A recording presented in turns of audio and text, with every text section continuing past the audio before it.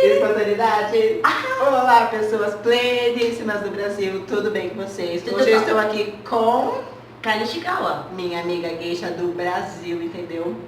E hoje a gente vai fazer o quadro do lixo ao luxo, que vai ter mais vídeos essa semana ainda, então por favor aguarde. Vou transformar minhas amigas, as pessoas que eu gosto, talvez algumas seguidoras por aí, né?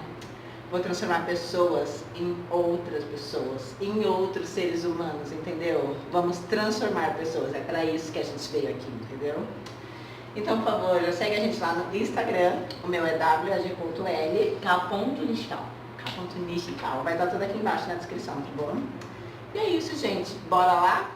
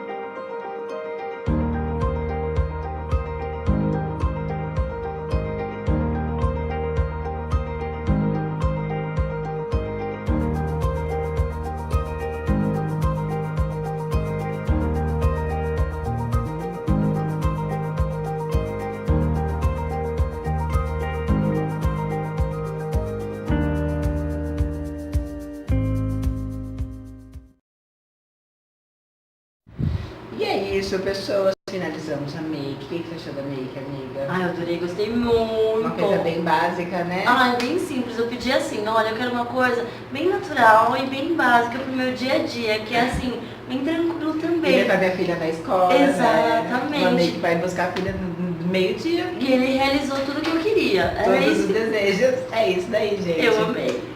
Na próxima semana, ou dos próximos dias, os próximos quadros, eu vou trazer as minhas amigas, vou tentar trazer pessoas próximas, pessoas que eu gosto, entendeu?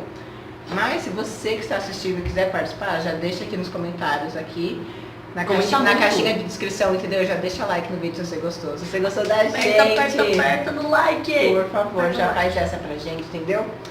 Tô aqui tentando, gente, então faz a sua que eu estou fazendo a minha, entendeu? E segue a gente lá. Tá lá. Tchau!